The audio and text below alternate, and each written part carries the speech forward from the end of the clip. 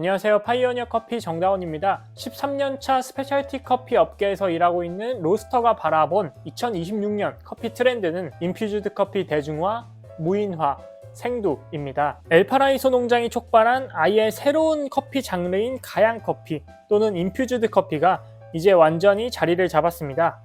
올해 인퓨즈드 커피를 사용하지 않으셨다면 내년에는 꼭 시도해보세요. 먼저 용어를 약간 헷갈려 하시는 분들을 위해 짧게 말씀드리면 가양 커피와 인퓨즈드 커피는 맥락상 같습니다. 다만 가양은 원두에 향을 넣는 헤이즐넛 커피 같은 느낌이고요. 인퓨즈드는 그 가양 공정을 생두 단계에서 하는 것이라는 차이가 있죠. 또 인퓨즈드와 코퍼먼테이션은 정제된 향료, 오일, 추출물을 발효 중에 넣었느냐 아니면 효모 또는 박테리아와 천연물을 같이 넣었느냐의 차이입니다. 전자는 향이 굉장히 강하고 뚜렷한 반면 후자는 비교적 자연스러운 향이 납니다. 또 이때 효모와 같이 집어넣은 과일의 역할은 향 성분보다는 효모의 발효 활동을 촉진시키기 위한 일종의 먹이라고 생각하시면 됩니다. 자, 아무튼 이 인퓨즈드 커피는 향이 너무너무 강하기 때문에 이제 싱글 오리진보다는 블렌딩에 사용하는 추세입니다. 지난 11월 서울 카페쇼 해외 업체인 아처스를 비롯해 우리나라의 많은 로스터리들 또한 인퓨즈드 커피가 섞인 블렌딩 커피를 많이 선보였습니다. 저도 마셔봤는데 확실히 싱글 오리진 인퓨즈드 커피보다 굉장히 자연스럽고 직관적인 향 또한 잘 느껴졌습니다. 비단 브루잉뿐 아니라 에스프레소에서도 좀 특별한 경험을 찾으시는 분들을 위한 에스프레소 블렌딩 인퓨즈드 커피도 있습니다. 특히 겨울철에는 딸기나 시나몬 등의 인퓨즈드 커피를 많이 사용하시고요. 여름철에는 좀 상큼한 레몬이나 메론, 수박 계통의 향을 많이 사용합니다. 커피를 집에서 즐기는 홈카페 분들 입장에서 이런 커피를 한 번쯤 즐기는 것은 굉장히 뜻깊은 경험이 될 수 있습니다. 또 헤이즐넛 커피처럼 향을 즐기시는 분들에겐 이 인퓨즈드 커피는 소비의 선택권을 조금 더 넓혀줄 것 같습니다. 인퓨즈드 커피는 단 30%만 사용해도 굉장히 향이 잘 살아나기 때문에 내년에 특별한 커피 또는 시즌 블렌드를 기획하고 계신다면 인퓨즈드 블렌딩을 도전해 보시길 바랍니다. 두 번째는 무인화입니다. 요즘 자동 브루잉 머신의 성장세가 무섭습니다. 사실 드립을 자동으로 내려주는 머신은 진작에 있었는데요. 바로 커피 메이커입니다. 아마 집에 하나씩은 가지고 계실 겁니다. 이 커피 메이커가 조금 더 커지는 게 바로 배치브루라고 생각하시면 됩니다. 배치브루는 대형 커피 메이커로서 한 번에 10잔 이렇게 내릴 수 있어서 바쁜 오피스 상권에서 싱글 오리진을 더 친숙하고 저렴하게 판매하기 위해 많은 시도가 있었습니다. 하지만 대부분은 성공하지 못했죠. 왜냐하면 일단 싱글 오리진 자체를 많이 찾지 않으시고 보온 기능 때문에 내린 지 시간이 조금 지나면 특유의 가열된 고소한 향미가 납니다. 싱글 오리진은 이런 독특한 향미가 매력인데 보온 기능으로 모두 향미가 똑같아지면 싱글 오리진을 제공하는 의미가 없겠죠. 그렇다 보니 시간이 많이 지나면 폐기해야 되는 단점이 있습니다. 하지만 점심시간에 핸드드립을 하나하나 내리기 시간도 빠듯하고 인력도 많이 필요하죠. 그래서 요즘은 오토 브루잉 머신이 주목받고 있습니다. 오토 브루 머신은 커피 메이커와는 다르게 외관도 참 이쁘고 온도 설정, 일정한 추출 온도 유지, 레시피 설정 같이 실제 사람이 내리는 드립과 비슷하게 세팅할 수 있다는 것이 특징입니다. 배치브루처럼 한 번에 많이 내려서 보온하는 게 아니라 한 잔 한 잔 그때 내리기 때문에 향미도 굉장히 좋은 편이죠. 최근 본죽을 운영하는 본 IF에서 이지 브루잉이라는 브루잉 전문 매장을 오픈했는데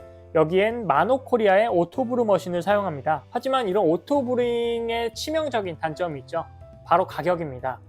2구짜리 기준으로 대략 1,500에서 2,000만 원 정도 하는데요. 이 때문에 초기 비용도 굉장히 증가하고 공간도 차지하기 때문에 브루잉 전문 매장이 아니라면 하루에 몇 잔 내리려고 이렇게 큰 비용을 투자하는 게 과연 좋은 선택인가 하는 의문이 들 수도 있죠. 다른 대안으로는 요즘 많이 찾으시는 엑스블룸 같은 경우가 있는데 이 엑스블룸은 그라인더도 탑재되어 있어 버튼만 누르면 한 잔의 커피가 나오기 때문에 굉장히 편리하기도 하고요. 가격도 150만 원 선 정도라서 비교적 부담이 적습니다. 결국 맛있는 커피는 좋은 원두, 분쇄도, 레시피 이 세 가지가 중요하기 때문에 바리스타가 레시피만 잘 설정한다면 오토 브루잉 머신도 굉장히 맛있는 커피를 내릴 수가 있습니다. 그리고 전자동 에스프레소 머신의 성장세도 무섭습니다. 아직 주요 머신 업체들은 반자동이 주력 상품이지만 사실 이것도 머지않아 엄청 빠르게 바뀔 거라고 생각합니다. 특히 샤넬 카페, 베이커리, 디저트 카페처럼 전문 바리스타를 고용하기 약간 부담스러운 업장에서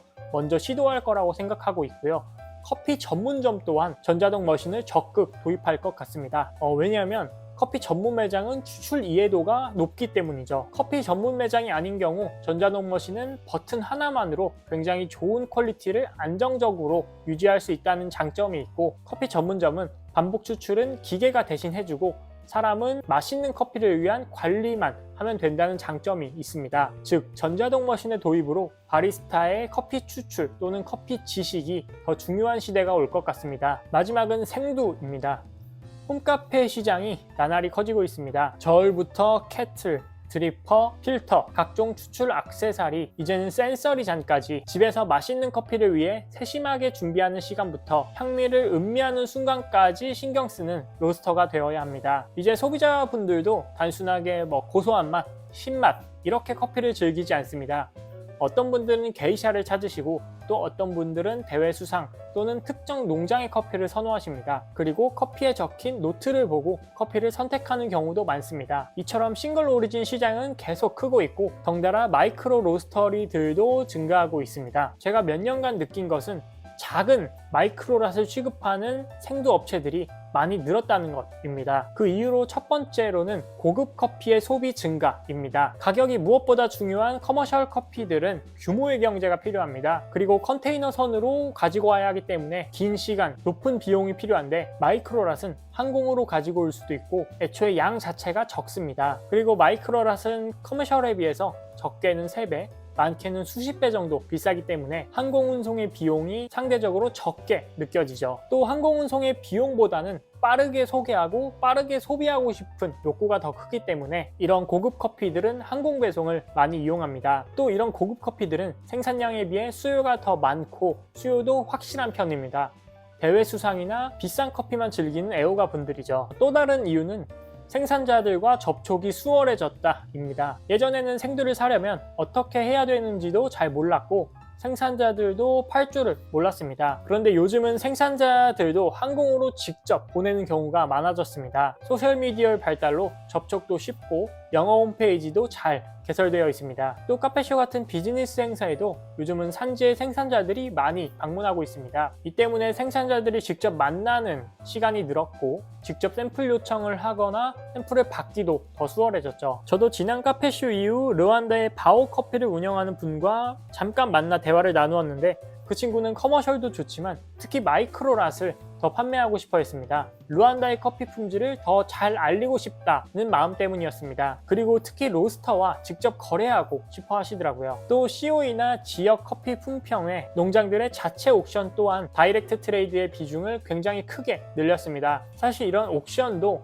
몇 년 전까지는 큰 업체에서 참여했는데 지금은 작은 로스터들끼리 공동 구입하는 경우도 많아졌습니다. 마지막으로는 브랜딩입니다. 요즘은 자기 PR의 시대죠. 인스타도 그렇고 스레드, 유튜브까지 다양한 채널을 해야 합니다. 나를 얼마나 잘 알리느냐가 무엇보다 중요해졌기 때문입니다. 그래서 커피 이름이 더 길어졌고 커피 이름에 생산자 이름이 들어가는 경우가 많아졌습니다. 파나마의 경우 대부분 가족농장으로 농장 자체가 브랜드가 되었고, 에스메랄다나 하트만, 라마스투스 등 유명한 농장들은 전부 직접 재배부터 관리, 프로세싱까지 합니다. 작은 농장들이 많은 에티오피아 경우는 농장보다는 가공소, 프로세싱에 중점을 두어 가공 책임자의 이름을 붙이는 경우가 많습니다. 에티오피아의 유명한 프로듀서인 타미르 타데세, 바샤베켈레 등 COE에서 입상한 프로듀서들이 자신들이 가공했다고 알리는 거죠. 그리고 바리스타 챔피언인 버그우도 버그 셀렉션이라는 이름을 붙여 생두를 판매하고 있습니다.